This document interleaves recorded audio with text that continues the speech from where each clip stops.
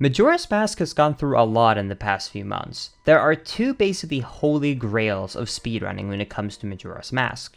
One is what is known as Moon Warp, which allows you to warp up to the moon to beat the game immediately without having to get the 4 dungeons completed to get the 4 masks to actually get access to it. And the other holy grail is First Cycle Skip. Now, Majora's Mask has been left in this really interesting situation where First Cycle Skip was just discovered a couple of days ago on the 3DS version, and Moon Warp was discovered a couple of months ago on the N64 version. Now, what I'm going to be doing today is I'm going to break down all of the new discoveries found in the Majora's Mask 3D version, why it's so cool, why it's one of the most difficult and complex glitches of all time, and also why the Majora's Mask and N64 version has this really strange relationship now with glitches working on version but not the other, and it creates just a very funny and interesting situation. Before I get into that though, don't forget to subscribe to the YouTube channel for more glitch content and speedrun content. But without further ado, let's get right into the video. So, first of all, what is First Cycle? To actually get an idea of why this skip is so massive, this new glitch, I need to break down very quickly First Cycle. So, let me try and speedrun through this. First Cycle. Start the game, watch a cutscene, walk to another cutscene, walk to another cutscene, walk to another cutscene, walk to another cutscene, go around Clocktown a little bit to try and progress the time to the 3rd day, then spend the time collecting some rupees, getting the magic, then jump up to the tower, watch the cutscene with Majora, get the ocarina, go back in time, watch another cutscene, turn human, watch another cutscene, leave Clocktown, and you are now out of First Cycle. And that took almost 20 minutes. Now, obviously, I'm simplifying this as much as possible, but I'm not going to do a full breakdown, but that's basically why First Cycle sucks to do in a speedrun, because it's literally just cutscenes and walking to cutscenes, and it's just a big hassle. And why do we have to do all of this? Well, that is because you need to be able to play as Link to actually progress in this game, and there's no good ways to turn into Link during First Cycle. However, if you could somehow obtain a mask in the game early, you could actually turn into Link. So, what this new discovery is that you can clip into this area early, go up and get a side quest mask, equip that as DQ Link, which transform you into Link, allowing you to actually progress through First Cycle as Link, which is one of the holy grails. Now, why is this so complex, and why is this so unfortunate in combination with the N64 version? Well, I'm going to try and simplify this glitch as much as possible, because this glitch is one of the most advanced glitches I will ever cover on this YouTube channel, because it uses literally kind of programming and manipulating values in the game to set everything up properly. So, there's 2 things we need to go over to actually try and understand this glitch, and I'm simplifying it a lot.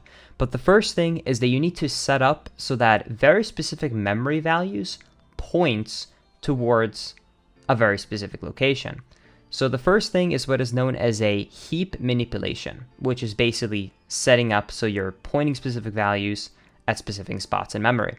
So this setup gets very complex. You need to start the game at a very specific time when you see South and Clocktown. You need to be saved at a specific owl. And then when you enter this area right here, you need to do some very specific accents, such as spawning dust. Then you need to hop on the water on the bridge. You need to avoid this dirt here. You need to spin against a torch, break some bushes, pick up the magic, break this, spin into the water to get a splash effect. Basically, you're doing some very, very, very precise things, setting up the memory just right. And if you wonder how people even discovered this to begin with, it's basically done through a lot of effort of looking at memory addresses on an emulator to try and figure this setup out.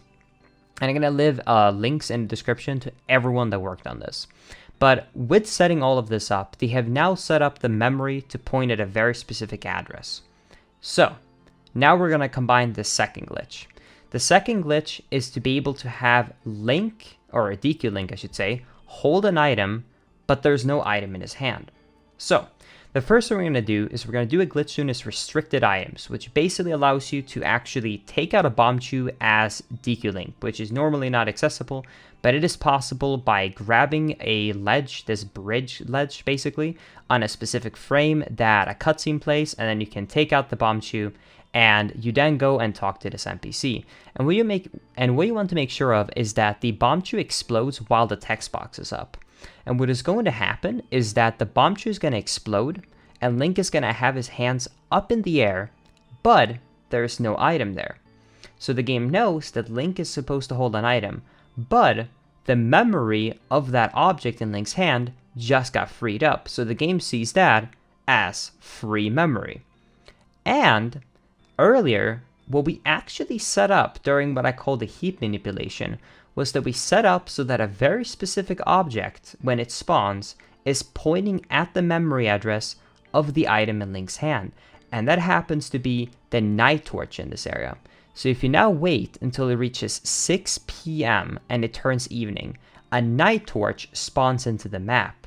And because our memory in our hands were free and we manipulated the memory, the item that spawns into Link's hand when it reaches 6 p.m. is actually the torch. So instead of placing it on the map, it places it in Link's hand. And now we have a torch in our hand. Why is this useful? Well, this object is so big that it actually constantly pushes the DQ Link really fast backwards, because it's basically just an object inside of DQ Link and it's pushing you away. But it constantly pushes you because you're holding it, right? You're not letting go of it. And with this, you can get enough speed to clip through the corner into this loading zone right here, and you can then go and get the side quest to get the mask to turn into Link. Now, with all of that being said, why is the situation so unfortunate? Well, the only way that this glitch is fully useful in a speedrun is if you can combine this with Moon Warp, which means that you can get to the end of the game early, because you do want the ocarina and some other stuff basically to progress to the second cycle. And the only way to not have to do that is Moon Warp. Now, the Moon Warp works on the original version of the game, and you can actually do this, but it doesn't work on the 3DS version. So basically, both games has a glitch that would hugely benefit the other right now, but they don't work on each version. On top of that as well, another little bit of a fun fact. Remember earlier how I mentioned the restricted items, so you could take out a bomb chew in your hand and by so do this entire thing? Well, it turns out that the actual corner you clip into with the torch in your hand actually doesn't have very good collision on the N64 version. So the momentum of getting a bomb explosion in your back is actually enough to entirely clip you through the corner right here as the Deku Scrub. But there is no glitch available in the N64 version to use explosives as Deku Link. So the restricted items to use the bomb chew or bombs only works in the 3DS version, but they reinforce the corner on the 3DS version, so just the bomb alone doesn't work on the 3DS version, only on the N64. So it's another situation where if one glitch worked in the other version, it would be incredibly beneficial, but it's just rip.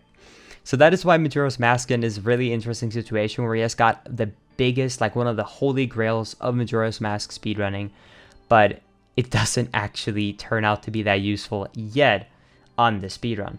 Thankfully, there are definitely leads with manipulating memory, so hopefully in the future there will be a way to do Moon Warp on the 3DS version, just like the N64 version, to get to the moon early, to beat Majora, and this could actually be used in a run, and I would love to see it. But unfortunately, that is where we kind of close off this chapter on the MM and MM3D saga. But yeah, I'll make sure to leave a link to the Majora's Mask 3D Discord, as well as to MrCheeze's video, who helped me out on this video to make this all possible, as well as the full link if you want to attempt this glitch yourself. I will warn you though, it is very difficult.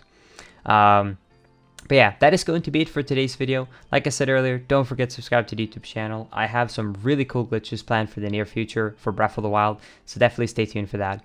But yeah, thank you guys so much for watching. I love you all tons, and I will see you all in the next one. Later, everybody. Bye-bye.